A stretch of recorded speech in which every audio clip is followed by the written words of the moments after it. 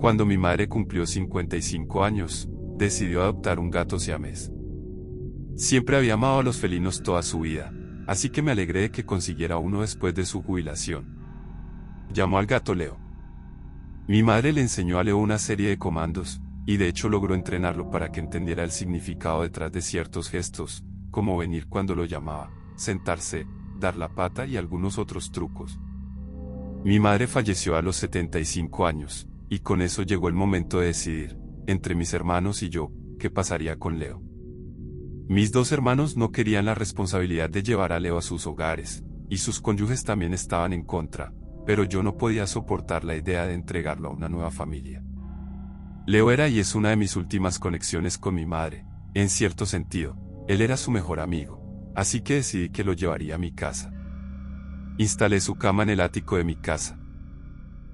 Mi casa no tiene un espacio dedicado para mascotas en la planta principal, por lo que el ático se considera el área designada de la casa.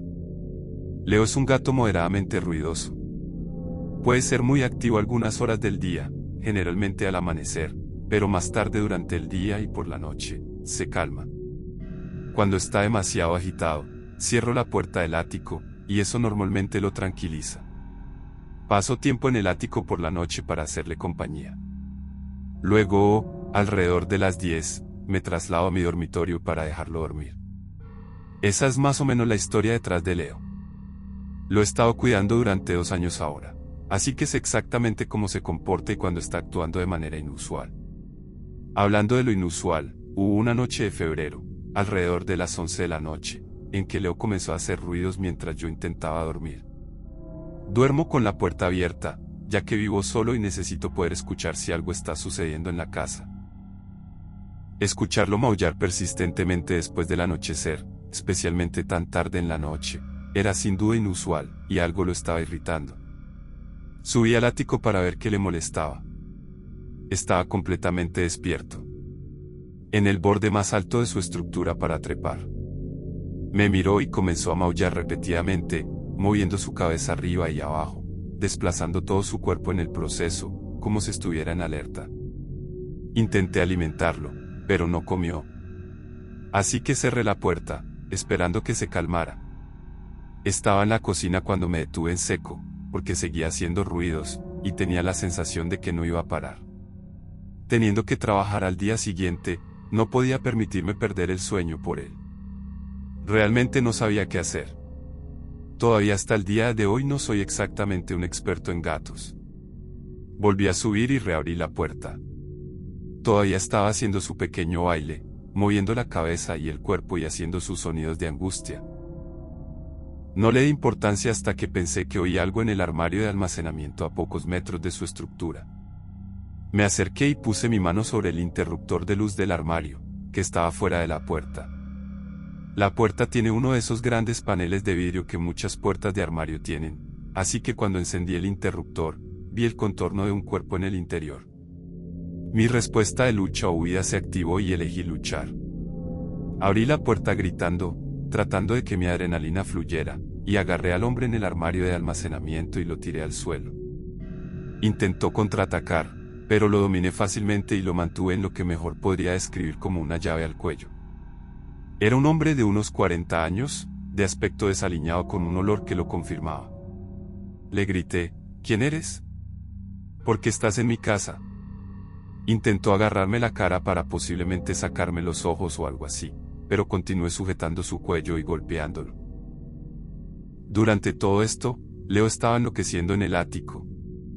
Cuando el hombre en el suelo parecía lo suficientemente débil, literalmente corrí hacia el teléfono más cercano y volví de inmediato y lo mantuve en el suelo mientras llamaba al 911.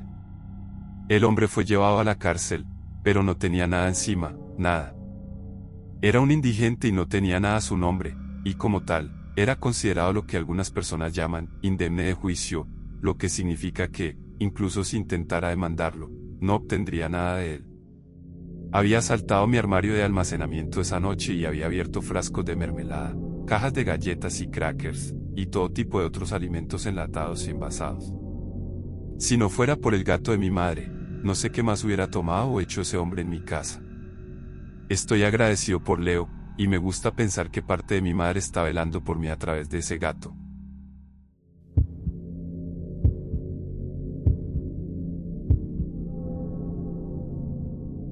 Esta historia ocurre cuando yo estaba en el tercer año de secundaria. Para contextualizar, aquí hay un poco de información de fondo. En ese entonces, era un estudiante muy dedicado, tomaba todas las clases difíciles y participaba en varios deportes competitivos. De una manera u otra, siempre estaba ocupado y no tenía mucho tiempo para mí mismo, y parte de mí agradecía eso. Me proporcionaba un escape de un mundo donde mis padres se habían separado recientemente y mi hermano mayor acababa de irse a la universidad.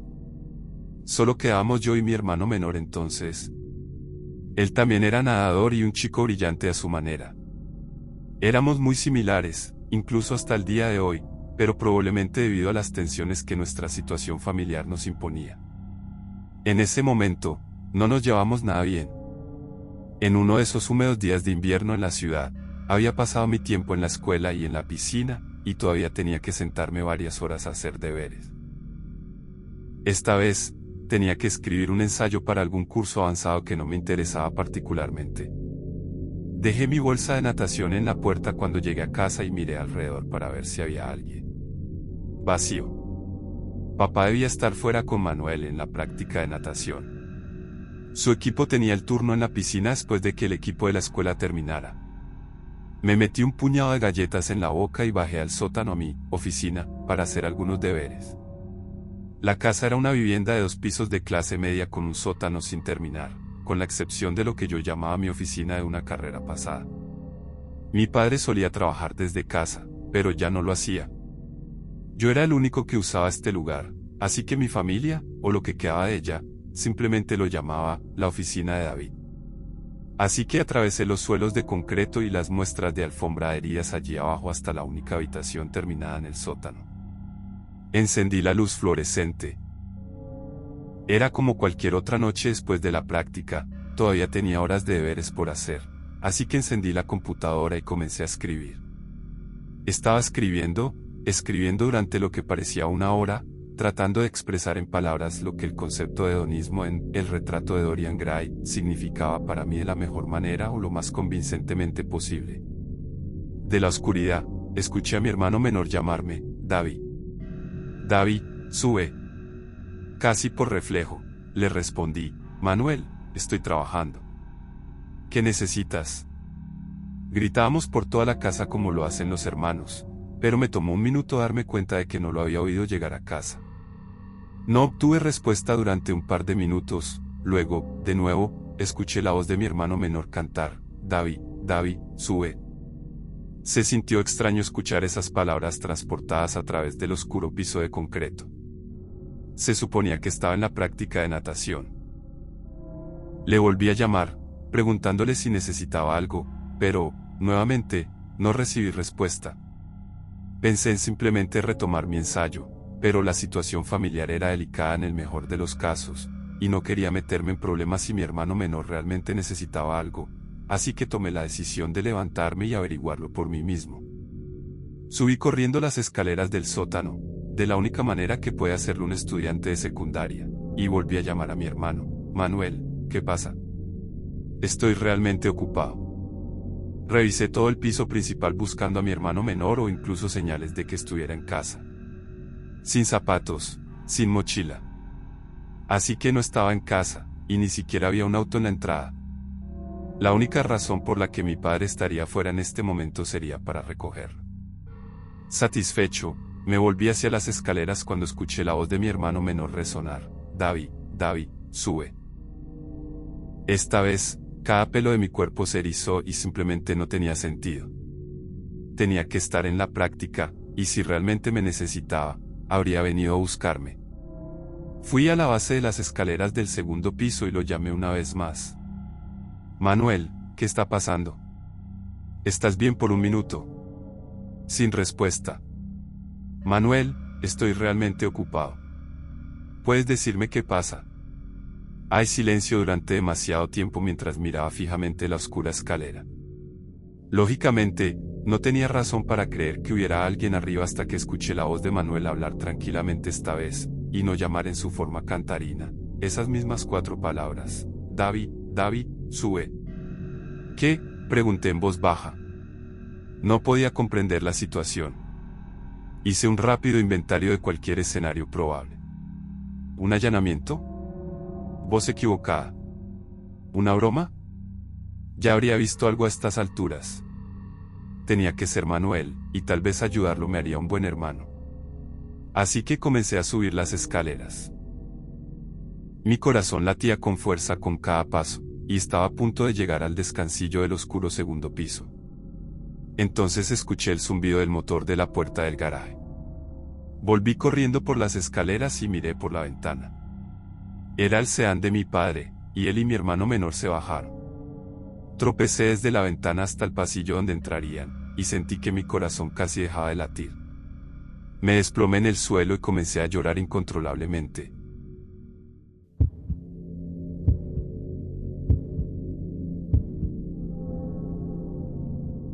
Esto sucedió hace unos 15 años, cuando era un niño. Estaba con mi mejor amigo, Carlos, en un complejo turístico familiar abandonado o una especie de colonia de bungalows en las montañas. Estaba alejado de la carretera principal y luego bajando por un camino privado de tierra, una entrada de vehículos, y era una propiedad bastante grande con un montón de viejos edificios abandonados, incluyendo al menos 10 pequeños bungalows, un salón principal, algunas estaciones de baños y una casa con piscina cubierta. Junto con eso había una piscina al aire libre, un área de sublevard y un parque infantil. Todo estaba viejo, deteriorado y con hierba alta y descuidada creciendo encima. Encontramos este lugar accidentalmente una vez mientras caminábamos por la carretera comarcal, pero no lo exploramos ese día. Volvimos otra noche. Para cuando fuimos, el atardecer ya había pasado. El sol estaba dando su último beso al cielo. Estaba oscureciendo mucho, pero no queríamos ir durante el día por miedo a ser atrapados y acusados de allanamiento. Llevamos con nosotros walkie-talkies y linternas para comunicarnos entre nosotros cuando nos separáramos. Empezamos a mirar los bungalows juntos. La mayoría se veían iguales y eran relativamente pequeños, con 1 o 2 camas cada uno, una pequeña cocina y un baño cada uno. Algunos tenían estas pequeñas áreas de sala de estar. A mitad de camino de examinar estos bungalows, me separé de Carlos porque se movía algo lento. Traté de entrar en el edificio que parecía ser el salón principal o la oficina o algo así, pero todas las entradas estaban cerradas con llave. Llamé a Carlos por el walkie-talkie para decirle que el gran edificio estaba cerrado. No me respondió por el walkie-talkie. Me pregunté si estaba fuera del alcance de donde él se encontraba. 2 minutos después, me encontré en uno de los 2 edificios de baños. Probablemente era un edificio de unos 40 metros cuadrados. No había puertas en el edificio, aunque era inusual. Solo tenía 2 grandes aberturas, una para el baño de hombres, otra para el de mujeres. Recuerdo que los carteles estaban descoloridos y parecían desgastados. Entonces vi estas huellas rojas en el viejo y sucio suelo de concreto del baño. Ahora, no voy a sentarme aquí y decir que parecían huellas de sangre, pero no podía explicar qué podrían ser esas marcas rojas entonces, y todavía no puedo decirlo con certeza.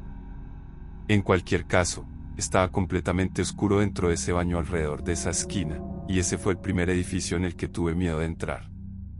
Intenté llamar a Carlos por el walkie-talkie de nuevo, esperando que esta vez estuviera al alcance. Presioné el botón del walkie y dije, «Oye, ¿dónde estás?». Cuando lo solté, escuché el sonido de pitido que hace el walkie receptor después de recibir un mensaje desde dentro del baño, y eso me dio casi un ataque al corazón.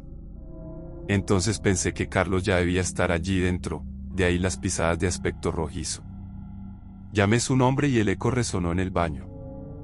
Estaba a punto de entrar en el baño, pensando que se estaba escondiendo de mí, haciéndome una broma, cuando escuché la voz de Carlos llamar desde la distancia detrás de mí fuera en la oscuridad de la noche.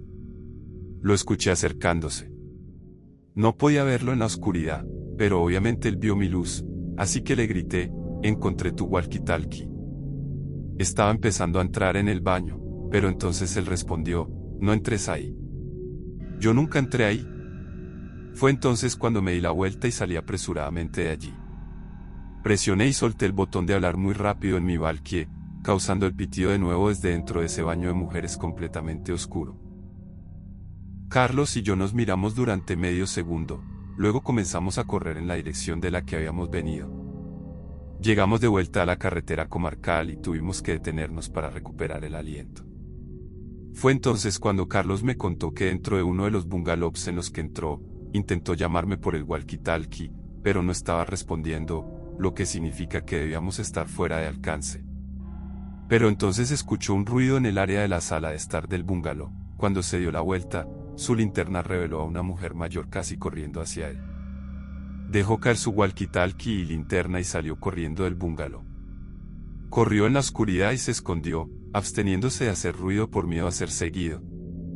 Se escondió durante un tiempo indeterminado antes de mirar alrededor y ver mi linterna a través del campo cerca de los baños. La explicación más probable para mí era que algún drogadicto se estaba escondiendo o viviendo en ese bungalow abandonado y, por cualquier razón, se abalanzó sobre Carlos y recogió su walkie-talkie. ¿Qué estaba haciendo en ese baño? ¿Quién sabe? Tal vez drogas, tal vez el baño del bungalow no funcionaba. Pero lo que no sé es, porque había un rastro de lo que parecía sangre ahí dentro. Esas son mis teorías. Pero no puedo explicarlo todo completamente, y esa es la parte más aterradora.